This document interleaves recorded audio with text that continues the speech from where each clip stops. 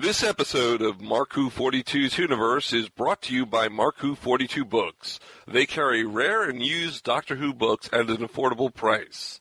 Get all your wilderness year needs at amazon.com/shops/Mark Who 42. That's amazon.com/shops/Mark Who 42. Mark Who 42 Books is a proud sponsor of Mark Who 42's Doctor Who WHOniverse. And if you like listening to Doctor Who books, try a free audiobook download and 30-day free trial at www.audibletrial.com/Mark Who 42. Over 150,000 titles to choose from for your iPhone, Android, Kindle, or MP3 player, including more than 250 Doctor Who titles.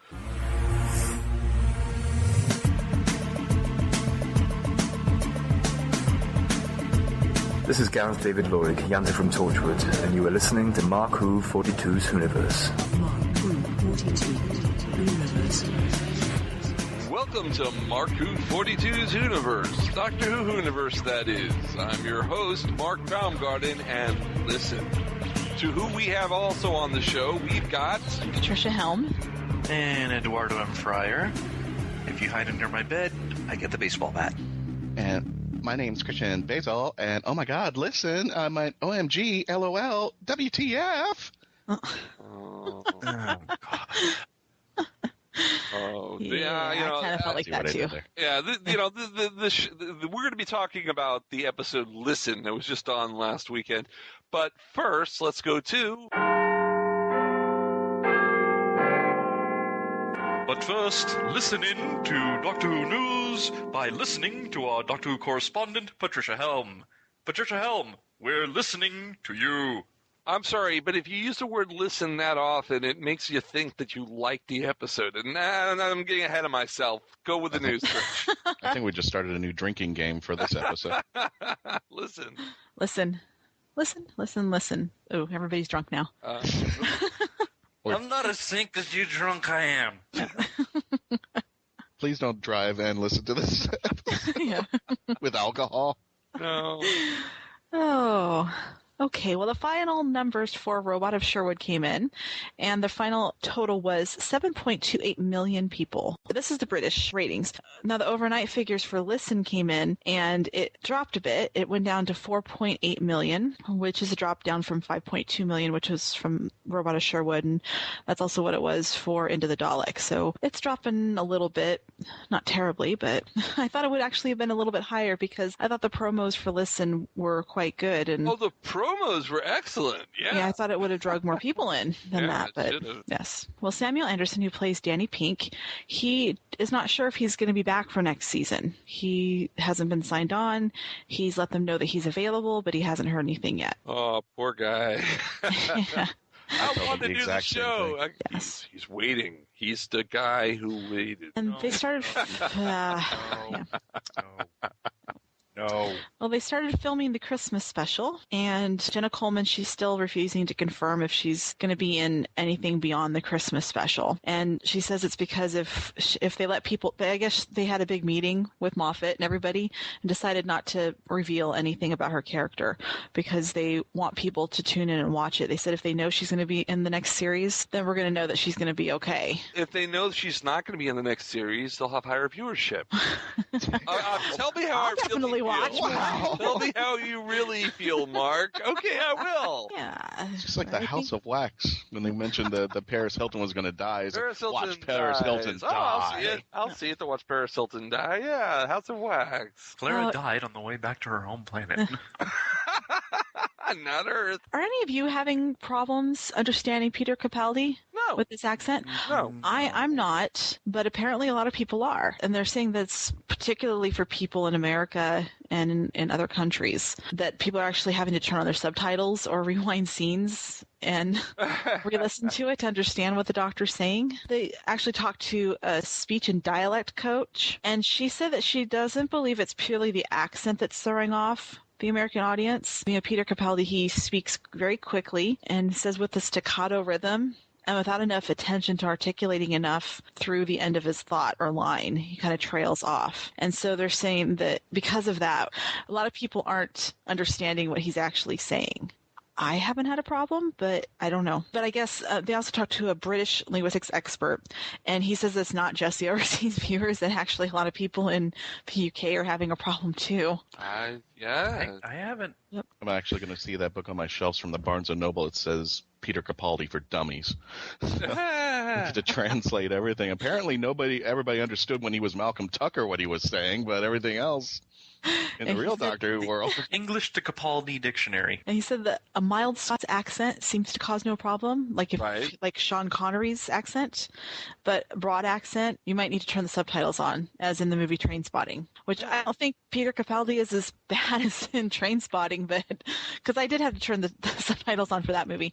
But so I don't know. I haven't had a problem. I got to confess, I do rewind it, but it's only for like a couple words here and there that I didn't catch or just don't sound right. Like the opening scene in Robot of Sherwood, I still don't know what he said when he was writing on the chalkboard.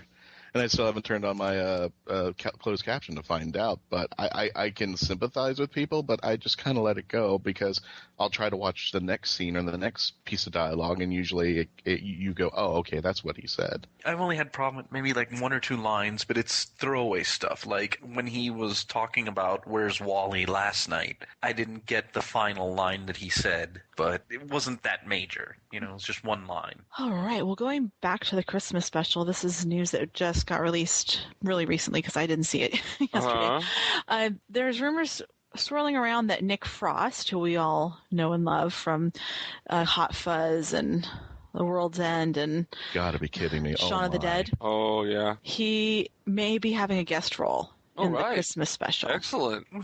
He got spotted in Cardiff with Dan Starkey. So there's the possibility of the Paternoster gang coming back for the Christmas special. Now, here's the rumor. Turn on the spoiler alert.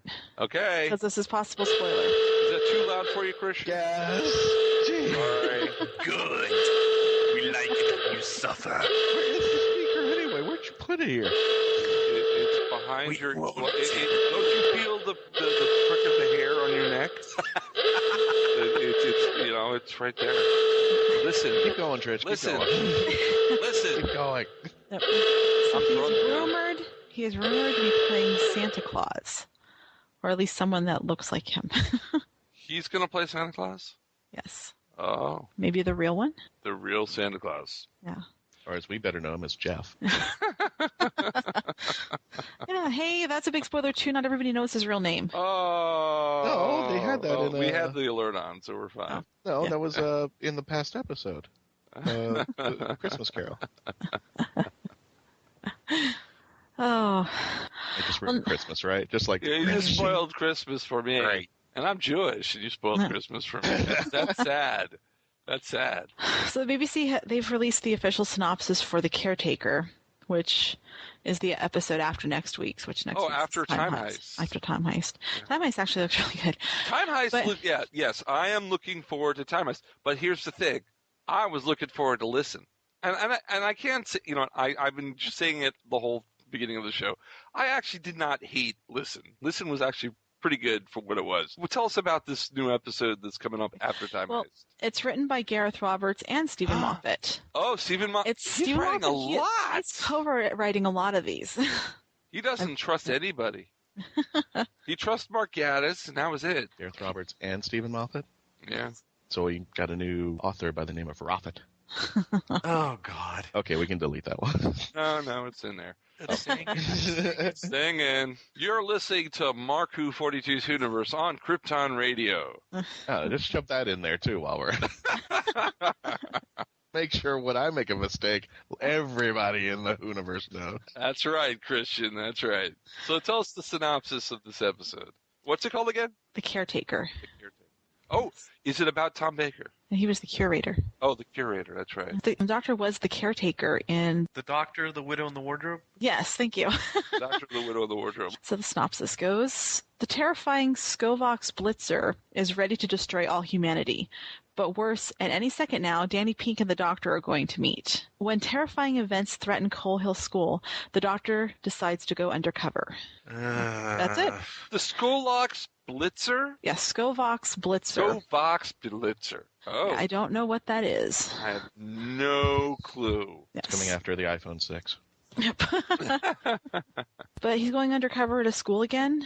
Yeah. How many times? Well, but just to be fair, the 12th Doctor hasn't gone undercover in the school. True. Very true. So it'll be a new experience. Very, very true. And Rupert will be there. Yes. Yeah. Well, Yeah, I don't. But the oh god, the Okay. whole. well, that's the news. That is all That's the the news we news. have today. So let's get on with the show. Okay, we'll get on with the show and listen. We will listen to us talk about listen. How drunk are you now, Christian? Because I've been saying listen a lot. Listen. He's out of it. Someone poke him with a stick. Okay. So let's talk about how we liked it or didn't like it. I liked it. It was not a bad episode. There were no monsters, at least none shown on screen. In my opinion, the silents were totally there in a lot of scenes, but that's another story. What about you, Trish? What do you think about this episode? I didn't like it the first time I watched it, and then I rewatched it, and I liked it a lot better because I knew what to expect. Uh-huh. I used to be a fan of Clara, but now she's become like the central character of the whole show, Uh-huh. and it drives me crazy because So it's supposed to be... you've joined the anti-Clara movement. Yes, I have. Because Woohoo! it's just annoying the heck out of me because it's like she can't do anything wrong and she knows how to do everything and she knows best and now the final scene we find out that now she is the one that influenced the Doctor's whole lives. All Clara. Really? Clara. And it's just like, it's ridiculous. It's stupid. I can't believe Moffat would go this far to try to make her the most important companion ever. And I don't know. It's ridiculous. And I wish we could go back and stop Moffat from doing this because I think it's ruining the show. What do you think about the WTF moments? There were a lot of those, weren't there? And we'll talk about them during the rest of the show. Yeah, when she found out that she was, under the Doctor's bed, that was the pretty big WTF moment. Oh well, I mean, when they're talking and the word Time Lord comes up, that was a WTF. That was a major WTF. But let's go to Christian. Christian, what do you think? Hey, what about me? Well, we'll get to you, Ed. We always go to you. Yeah, but the progression is always you, Trish, me, then Christian. But I always forget Christian, so I'm trying to. Oh, okay. Oh, so it's my turn to be forgotten. Okay, yes. Fine. Christian, I'm going to take a cliche out of the musical 1776 and say North Carolina secedes to South Carolina. So Ed, take it away because I have a question for you guys. All right. So Ed, what do you think about the episode? I'm probably going to be the minority today, but I did not like it. I didn't like it. I will admit, though, watching it the second time, I went from venomous hatred to strong dislike. But I have to agree with Trish. I dropped the Mary Sue term last week, and after this episode, I'm not regretting it. I mean, maybe she's not a complete Mary Sue, but yeah, she's turning into, Clara is the most important person in the Doctor's life ever. She's more important than Sarah Jane, more important than the Ponds, more important than Jamie and Zoe. She shaped the Doctor's whole life. Her turning out to be under the Doctor's bed, I mean, I think we were joking before we started recording, watch, next episode, it turns out she was the one who gave Tom Baker's doctor the scarf. It turns out she was the one who created the Crayola vomit costume of Colin Baker. Hey! It turns out she gave the Seventh Doctor his umbrella. I mean, what next? What so important event in the Doctor's life did Clara turn out to influence because of timey-wimey? I mean, I'm over it, and just It just, oh God, that. Okay, maybe I should have went next, but anyway. I liked it, but not for the reasons why I think I should have liked it. I swear to God, I don't know what happened, but I don't think this was written by Steven-Moffat. I think they somehow excavated Isaac Asimov and told him to write an episode, because this one is so way out there. Yeah. This is something beyond the Doctor Who realm. In fact, I think it's just alone itself an episode. It just doesn't seem to fit. I think this is something that should have come up later, because I still don't know much about this Doctor, and to kind of put him into this realm, I want to know more about the Capaldi Doctor, and I still don't know as much. I thought there were cute moments. They turned off the safeties on the TARDIS, so they ended up on Gallifrey in his past. Okay, here's my question. Hold on, right there. This is a major point for me. How do we end up on Gallifrey's past? They're in the time lock. They're on the other side of the crack. How did the Doctor get to a point that doesn't exist in time and space? Because it does exist. It was before, the explosion and everything. No, this was the Doctor's past. It's in the time lock. There's no time lock crack anymore. Well, not the time lock. It's in the crack. The entire Gallifrey. There is no Gallifrey. There never was a Gallifrey. It can be a Gallifrey. The Doctor's from Gallifrey, so that doesn't make sense. Got put into the crack at that specific time. It was out of the crack when the Doctor was a child. I mean, everything that happened before. But then the Daleks that were before can continue the Time War, or the Time Lords before can continue the Time Lord. They put the whole thing in all of time. It's supposed to all be there. There's not supposed to be a trace of Gallifrey in this universe, except for the Doctor and the TARDIS. Well, the safeties were off, so... Oh, the safety, yeah, that's a Moffat plot. All you had to do is turn off the safeties on the TARDIS. That's how we end up at the end of the universe, yeah. Remember, she is a fragment of what her other fragments were down his timeline, so when... Well, she's not the fragment, she's the real... She's the real McCoy, but who jumped into the timeline. She's the real McCoy, but I think she's one of the... that's the reason why she gets that, I guess for a better term, permission. How do we know? How do we know? How do we know she's not a? How do we know she's the Sliver and the real one isn't Missy? Well, yeah, and let's not get into Missy at this point. We'll get into Missy later, Missy. That's made for a hell of a good story as far as I'm concerned. We've never seen the Doctor as a child, but all I could think about is... Let's influence something in the Doctor's past now that's going to flash forward 13 regenerations later. It seems like this episode wasn't really an episode as the information you need to know for something else that's going to happen in an episode coming up. Here's a question I had. Okay, so there's the TARDIS telepathic interface. Now, all of a sudden, anybody can stick their fingers in the TARDIS and fly it? I hope not. Oh, my. I mean... Yeah. Christian, we knew you were going to go there. We knew. But the thing is that if she plugged herself into the TARDIS, and the Doctor himself said that when you're plugged into that, the TARDIS is a slave to your timeline. Right. He specifically said that. Mm-hmm. How did they end up where the Doctor's a child? Well, how did they end up where Rupert Pink was? Yeah, well then She was thinking about Danny Pink, and because Danny Pink is part of her timeline, she tangentially went out onto Rupert's timeline.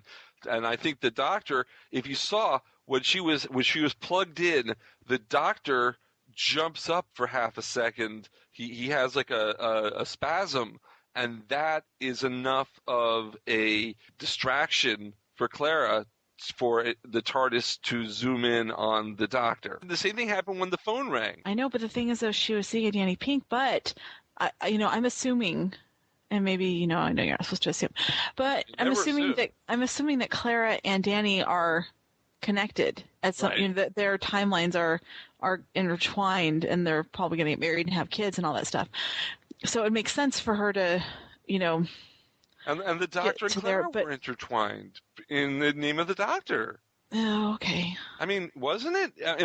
I'm sorry I don't mean to cut off your conjecture, but I mean, doesn't that sound right? They are intertwined as well. Yeah, that makes a little sense. That does make sense. Of course, I've seen some wild theories online. One of them being that, Danny and Clara are the Doctor's parents. No. Because I know. But because, Danny Pink was in a children's home, so we don't know who his parents are. So, he could be from Gallifrey, and something might have happened to his parents. He got dropped on Earth, No. And then they're saying, there's always that thing that the Doctor is supposed to be half human, and so Clara could be his mother.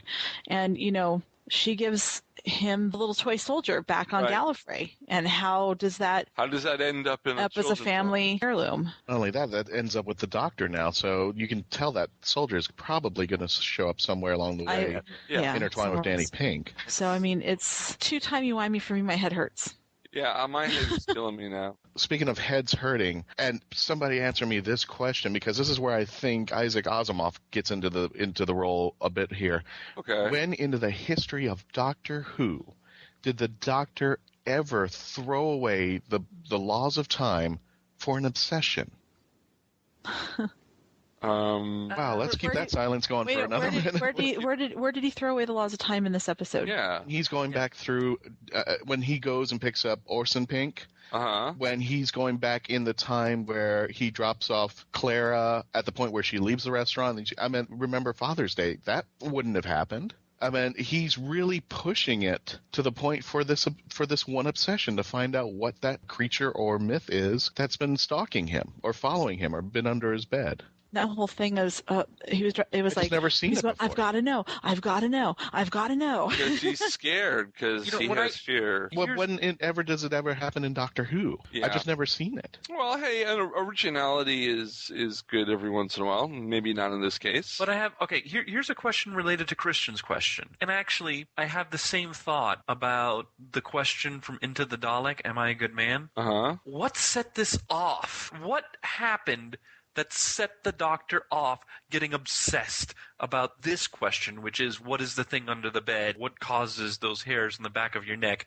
Is there a creature that has evolved to develop perfect hiding skills? What set him off? What got him started on this? Well, when you meditate and you think and you let yourself have time to think, you can think of some really stupid and weird and sorry, this is a family show, so I'm sorry about that. Weird stuff.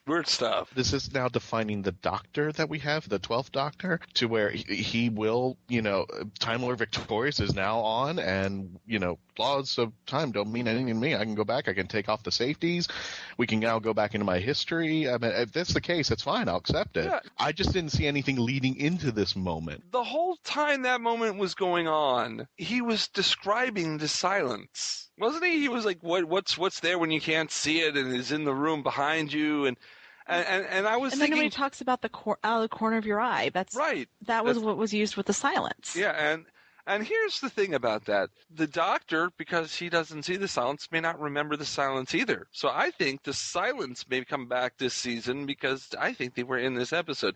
Of course, the silence can be in any episode because if you don't see them, you don't know they're there. What was under the blanket?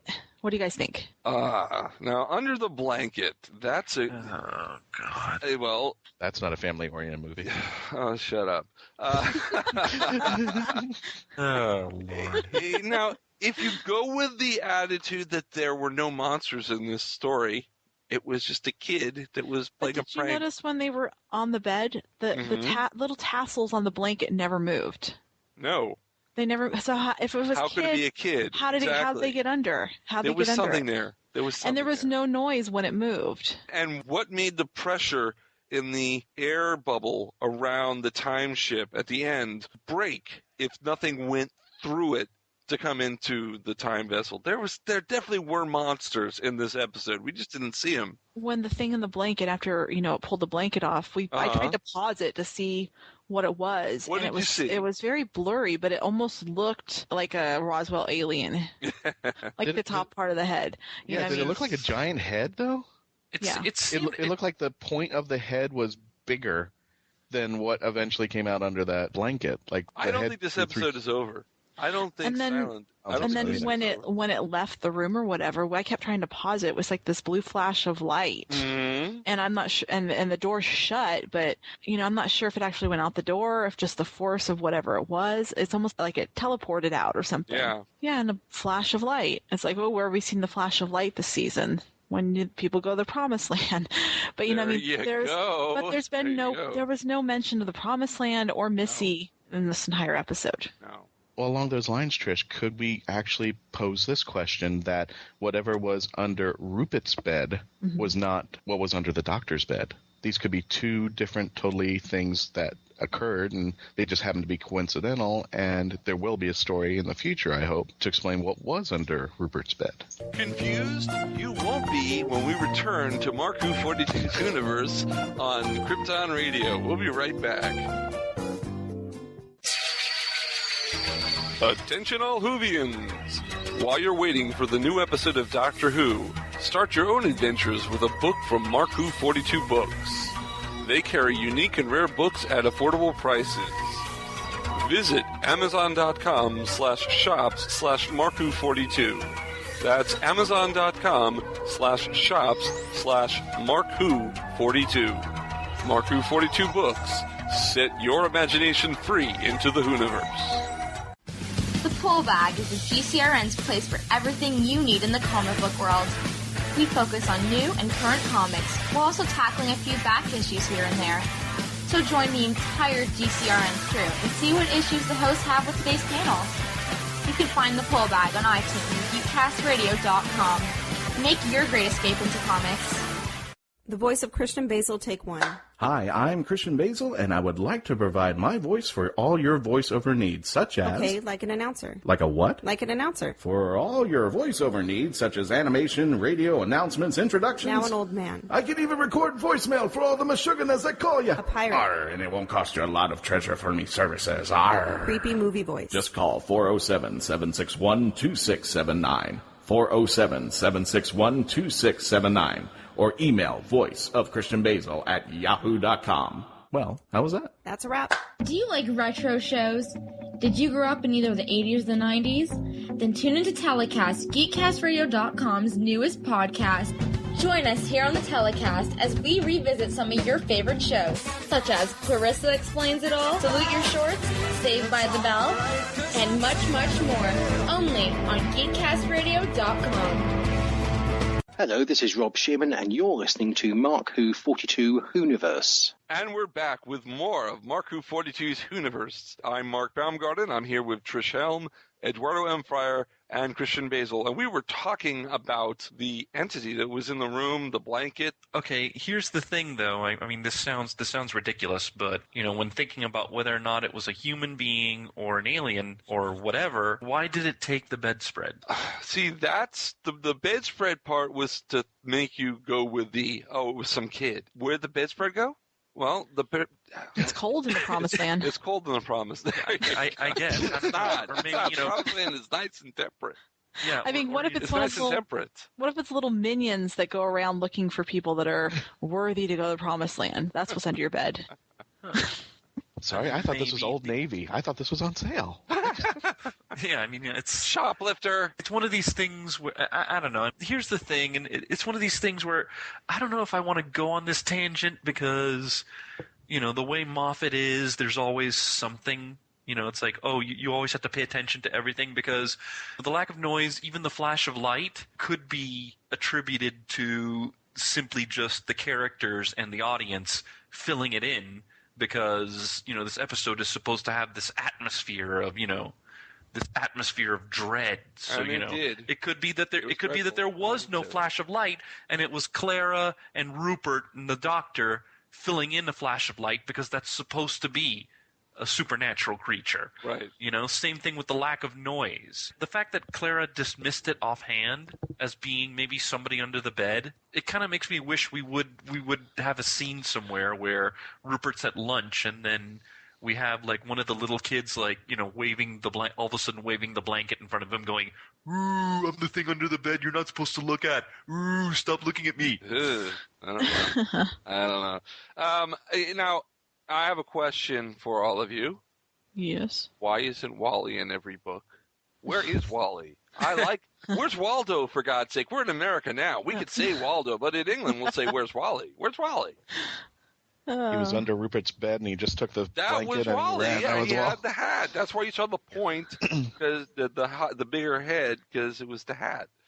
Wally's hat. So Wally's Gallifrey, and they're trying to find him.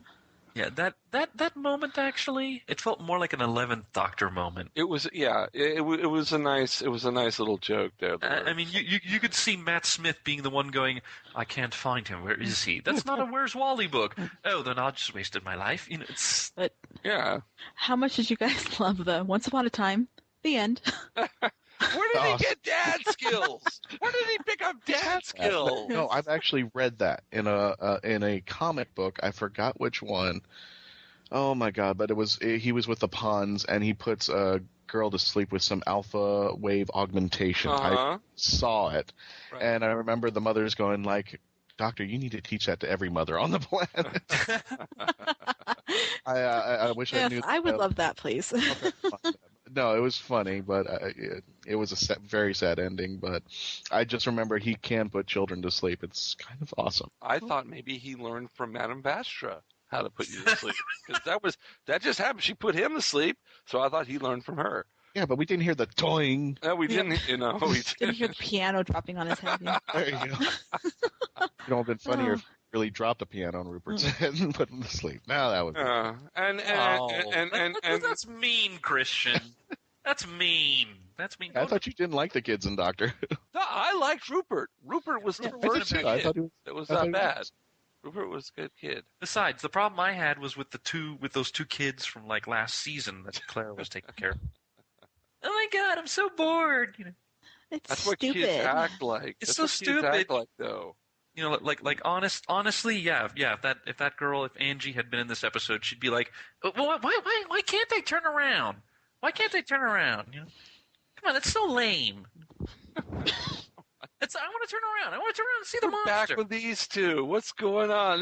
We're looking to the future here. Did you guys notice the cloister bell? The cloister bell definitely went off. Yeah. Why did it go off if there was no monster and no problems in the story? It went off for a reason. It wouldn't be the air pressure getting to the TARDIS because it's dealt with every kind of, imminent disaster. That's what cloister bells go off for. Why? That's why I have a feeling this wasn't a standalone episode. This episode was just an info dump to get us ready for something coming up. It better be something really good, because it just annoyed me. I actually have an answer to that, or at least a hypothesis to this. Okay. Remember, the TARDIS from The Doctor's Wife can see the future and the past. Mm-hmm. What if that was a warning to tell Clara not to go to Gallifrey into the past of the Doctor, and that's why the bell went off? That was the only explanation I could think of why it rung, because the next thing she did was she went into the TARDIS, stuck her fingers in, and called it macaroni. Yeah. But I'm sorry. What kind of sick mind writes that scene? Apparently, Steven-Moffat's been through the series. So.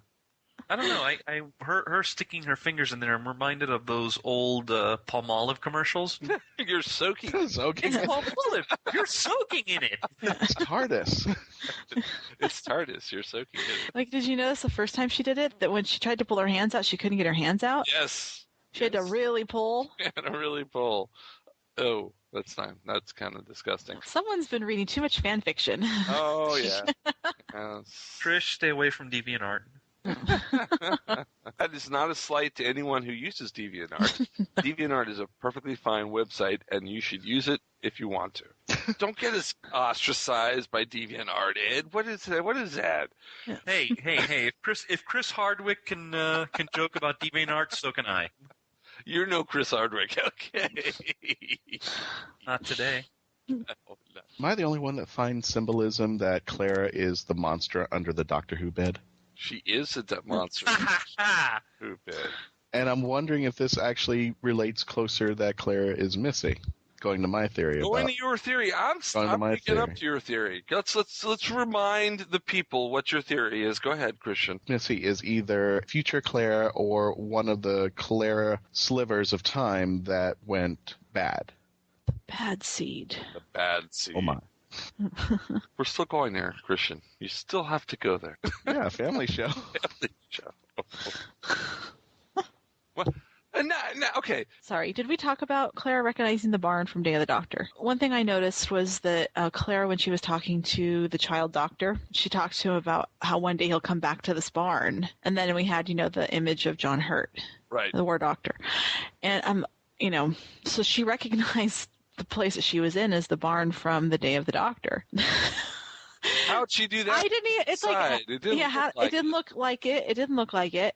She didn't see it. I don't know. It just kind of threw me. It was also because I know Eddie said this last night. He's like, I never even wondered where this barn was or where it came from or anything.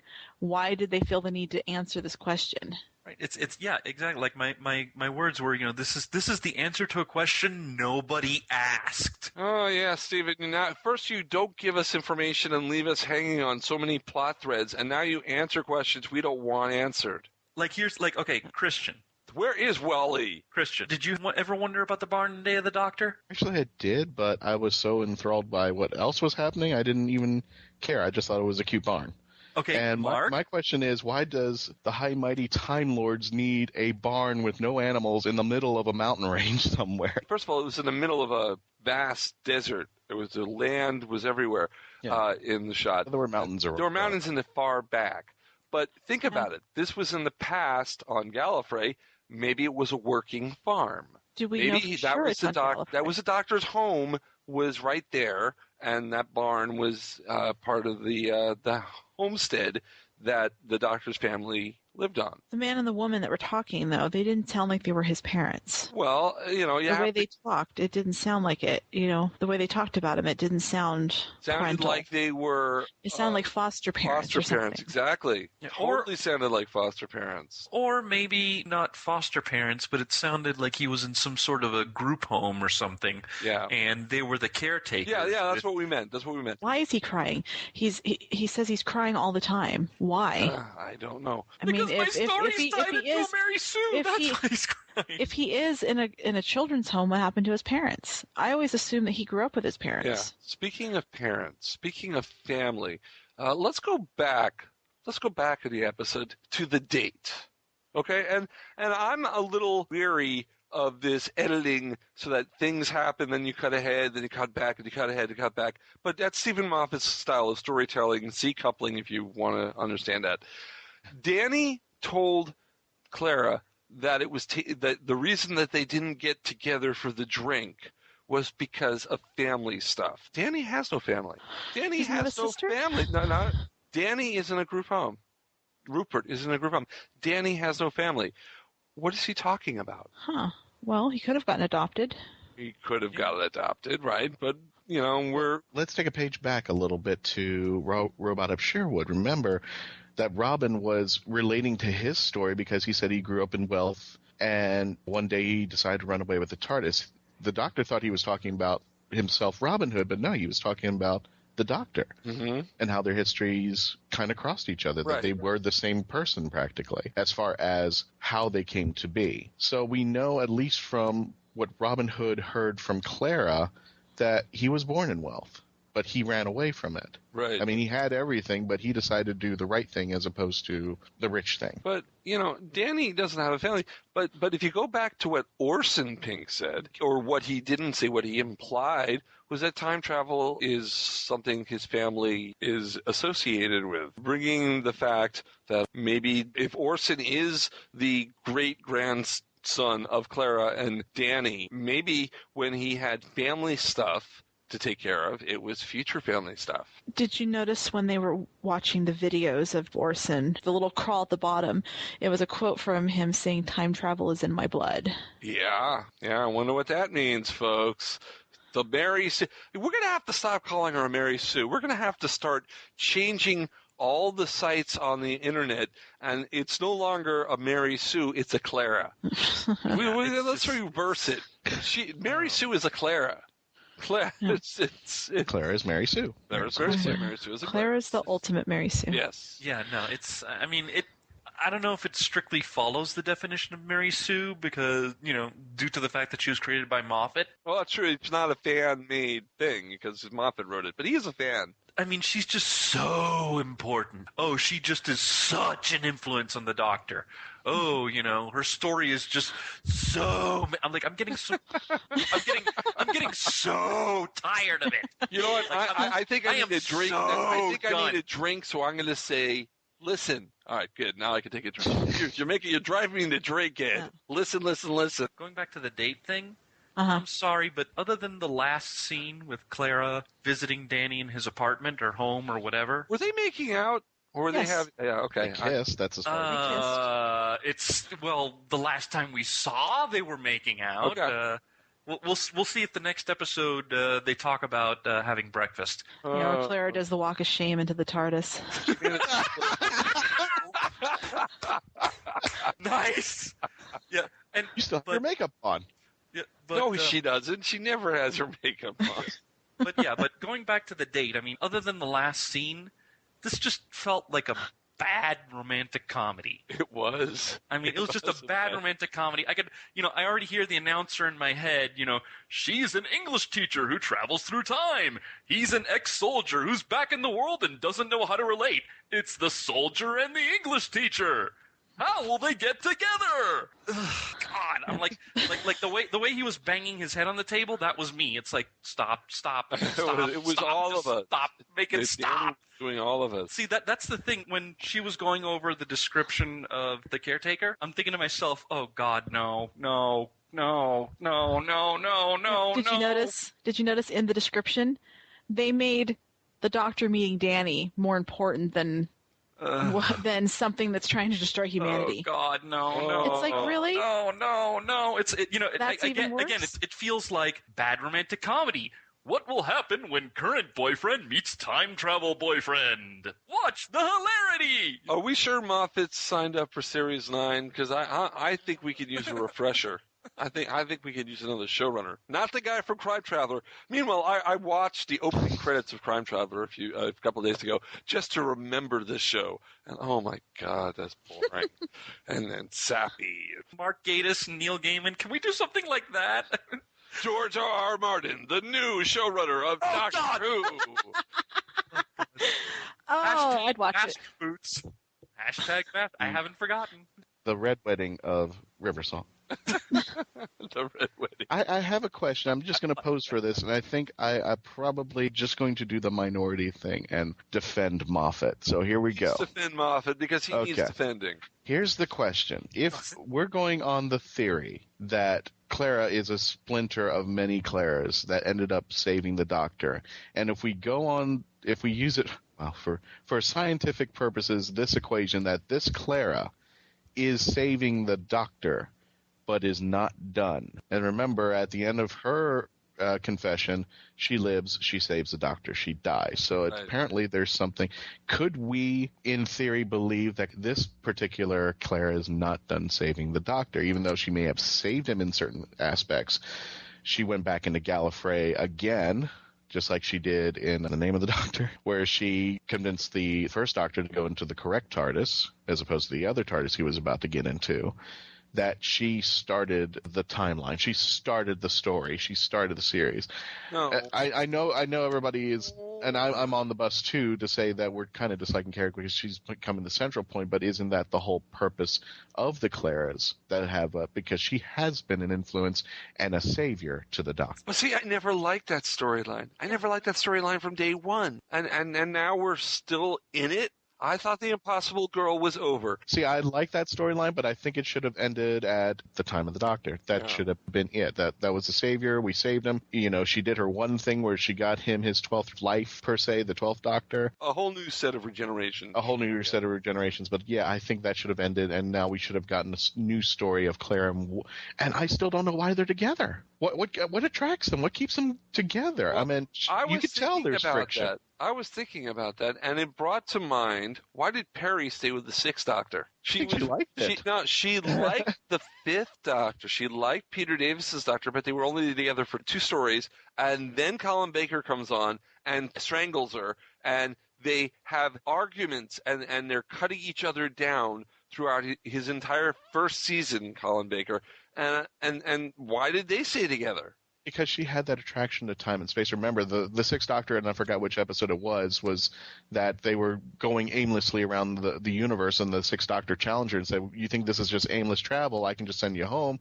And she goes, no, I'll stick around with you. I think it was because she goes home, she doesn't travel the universe no more. Yeah. From her first episode, Perry wants adventure. She wants excitement. Remember, she was going to go to but she's definitely not having fun, kind of like Tegan at the end of the Dalek story when she leaves.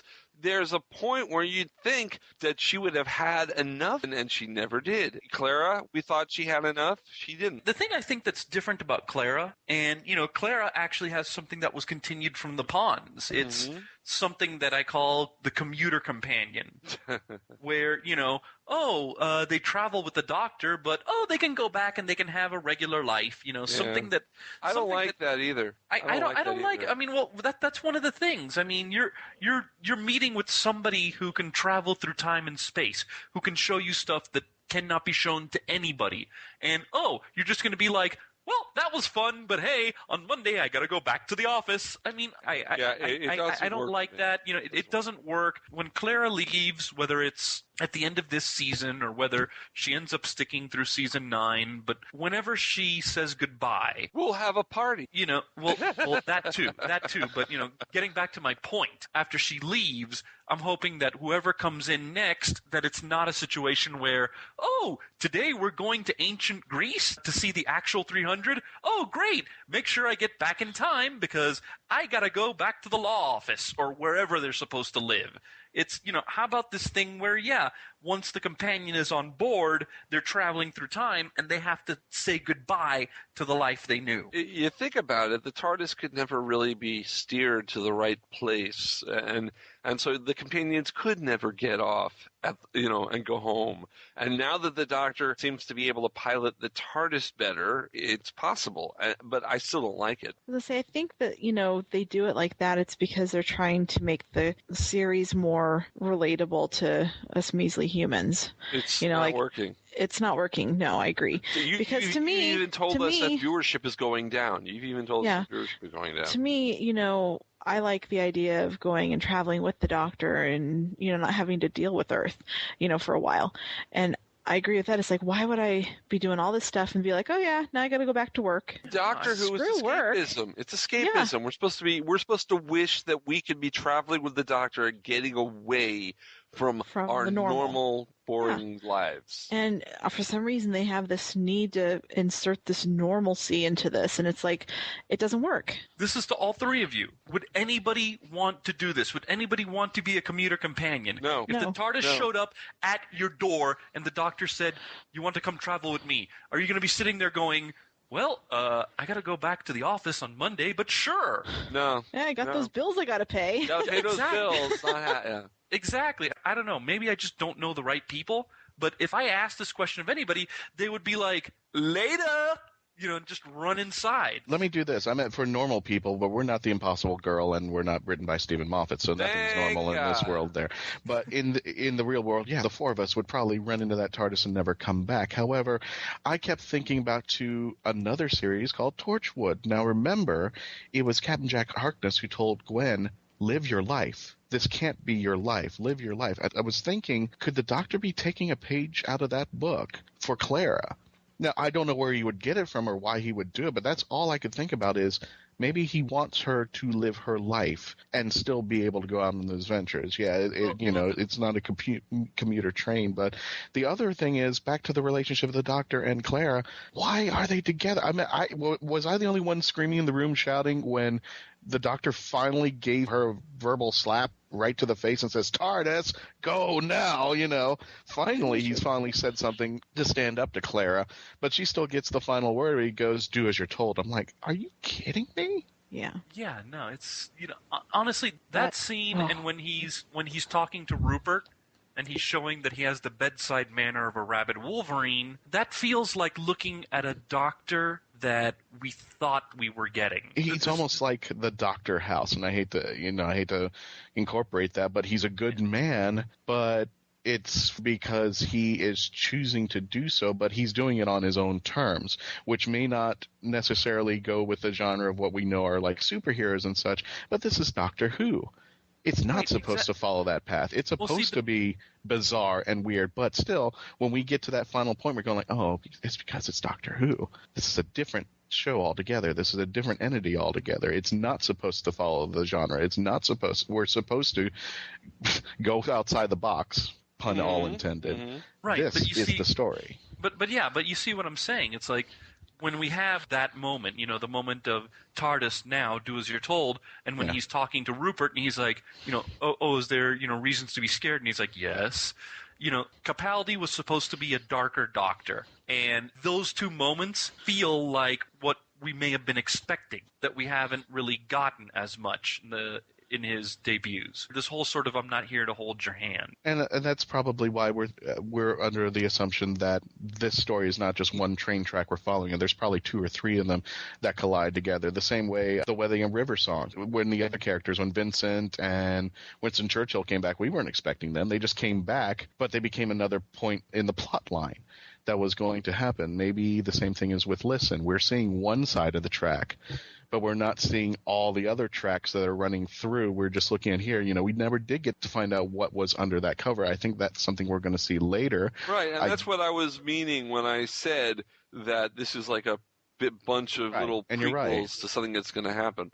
That soldier without the gun, I guarantee you, I'll put money on it. It has to come back. It's got to come back. Somehow it's got to come back. Definitely. I just hope that the payoff for all this is worth it, because having the thing under the sheet and then not solving it and then just like, oh, well, it's probably nothing. It was probably just a kid, and then not paying it off, if it's supposed to be something coming up, it better be a really awesome something. Right. You want the payback to be Day of the Doctor, not Time of the Doctor. Exactly. Yeah, exactly. Gotcha. Exactly. No, I totally agree with you on that. And on a side note, if I ever find out that Jenna-Coleman is under my bed, I have no issue with that. That's fine with me. No, that would, well... I can live with this fact. I might have an issue with it. Well, be careful, because remember who she's dating. She's dating the guy who played Robb Stark in Game of Thrones. He may have an issue with that. And all I gotta say is, Christian, you're my fellow co-host. You're a friend, but if he comes after you, I ain't helping you.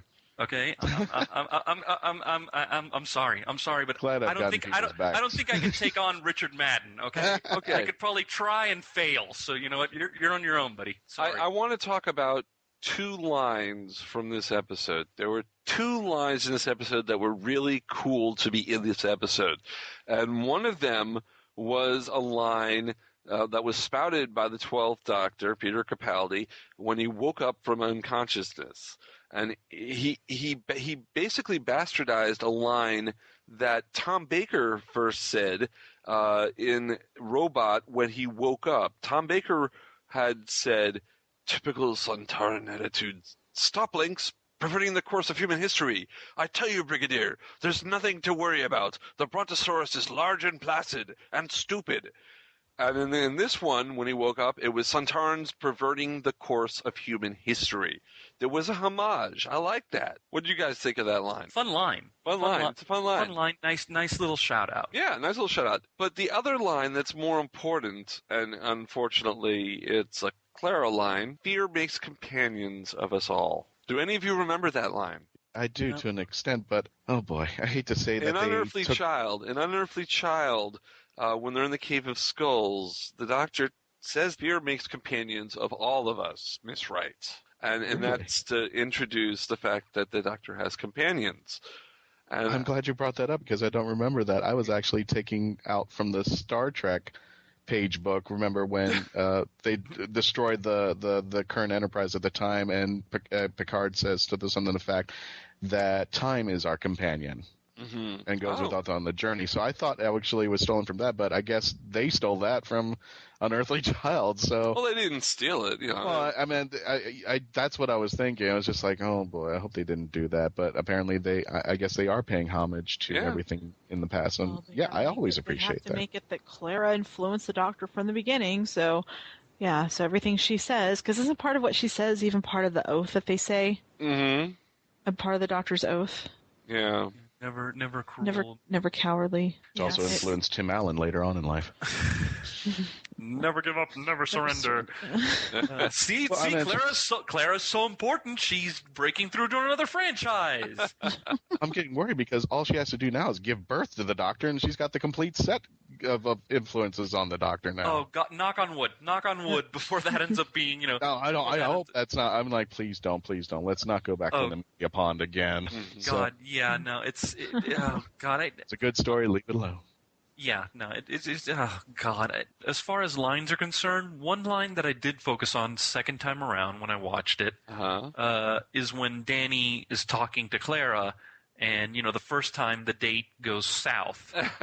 The first time it kind of goes wrong when he's talking about his time as a soldier. And he says, "Oh, we built wells. We built all these wells." That's one of those things. I mean, it's meant as a funny moment. And by the way, I'm using funny in air quotes because nothing was funny about that entire sequence. But I digress. Okay, deep breath, calm down, count to 10. Anyway, it was meant as a funny line, but also it can serve as a little character insight because Danny is trying to say, look, there was more to what I did than just killing. Yeah. Why does everybody focus on it? Why does why can't I just be, it? And it, I mean, that was interesting if you want to look, if you want to examine it. I like Danny Pink. I like that character. I want him to join the TARDIS crew, but I would like Clara to leave. What I would want is if you're going to try to set up a relationship between the two, because even though Matt Smith has gone, but we need to have the lovey-dovey. We need to have the kissy. Okay, fine, but stop making it like a rom-com. I think they have the feeling now because there was all the romantic type of stuff in the, when since Doctor Who came back in 2005, I think they feel they have to have something like that to keep the women interested. Okay, I mean, that's... I do think that, I mean, I don't mean to be stereotypical on my sex or whatever, but that is what attracts a lot of women. Women like to see the romance and stuff, and so I think they're thinking that they need to keep something like that going, otherwise they're going to lose the female audience. Well, you know what? Okay, that's fine. That's fine if they feel they need to go there. That's fine, but I'm just, I don't know. I just, the whole rom-com feel of the scenes between Danny and Clara, I'm just like, please, no. Like, well, if you think I'm wrong, you can email us at mark@mark42.net. It's like, I wanted to like this episode. I really did. I thought, ooh, it's going to be this neat little atmospheric thing, like Blink or even like Hyde, but it just, I would think it would have made a more interesting scene at the dinner table when Clara walked out and all of a sudden this gray-haired guy with glasses came up and go, Danny, did she mention the war again? Yeah, she did. Well, if you went on eharmony.com, you would have hundreds of millions of people to choose from. And then, she came. Hey, you just imagine his profile, looking for a good time. Please don't talk about the war and trigger my PTSD. There you go. Like John Cleese from Fawlty Towers, don't mention the war. Don't mention the war. Yeah, I think on that note, we're going to end the show. Oh, so I mean, you got to find out what we thought of Listen. If you have any comments about Listen that you'd like to share with us, go to mark42.net, register on the website, and leave a comment about Listen. Let us know. You can comment on our Krypton-Radio page. You can comment at floridageekscene.com. You can comment at geekcastradio.com because we're there too. You can put a review or a comment on the iTunes page when you're there. We'd love to hear from you guys out there. Do we have any last words, guys? You know what? I haven't been very positive this episode, so I want to leave on a positive note. I'm going to give a little shout out to somebody. On Friday, Trish and I went with her brother. We went to what is it called, Trish? The thing with the food carts? The food trucks? Reno Street Food? We went to Reno Street Food. I ate from a food truck from this place called Burger Me in Reno, Nevada. Had this wonderful gyro burger. And it was really good. It was like taking a gyro and turning it into a hamburger, and it was excellent. Told the guys, it was so awesome, so yummy that I'd give them a shout out. So yeah, I'm going to give them a shout out. That was great food. If anybody listening is in the Reno area, this lasts until October 4th, Trish? Yes. Like first weekend in October. Yes. So But yeah, Burger go Me check also out. has locations around here though too. Yeah, it does. But if you have a chance, please go check it out. It's really good. Christian, I think we should mention that we're going to be at Time Lord Fest next month, aren't we? Yeah, it's the 19th. Well, be excited. October 19th. I was going to say, Christian. October 19th. I didn't know this was part of it. You paused and went, I think it's I knew when it was. October 19th. And we'll also be around at Hurricane Who in Orlando. But Time Lord Fest in Tampa is going to be great. It's run by Ken Spivey. And we're actually going to have him talk about it on our show in a couple of weeks, and that'll be pretty cool. So until next time, this is Mark Baumgarten, Trish Helm, Eduardo-m-Freyre, and Christian-basel saying thank you for listening to Mark Who 42's WHOniverse on Krypton-radio. Whatever you do, don't mention the war. Listen. I ended the show. Just listen to us. Listen to us while we talk about Clara Sue. Oh. I'm hoping that time heist takes place in Bank of America. That's all. Bye, everyone. Mark Who 42's WHOniverse has been written and presented by Mark Baumgarten, Patricia-Helm, Eduardo-m-Freyre, and Christian-basel. This show was edited, produced, and directed by Mark Baumgarten. Please visit mark-who42.net and register to join and be a part of the WHOniverse Army. We can also be heard on iTunes, the Stitcher Radio app, Podkicker, geekcastradio.com, and FloridaGeekScene.com, as well as many other places around the net. Tweet us at MarkWho42 and check out our Facebook page, Mark Who 42's WHOniverse. We can be contacted by email at mark@mark-who42.net. The subject line, ? If you have worked on Doctor Who or are working on a project relating to Doctor Who and want to be on our radio show, please email our media relations director, Christian-basel, at mark-who42media@yahoo.com. Mark Who 42 WHOniverse. Doctor Who and its properties are owned by the BBC, the British Broadcasting Corporation.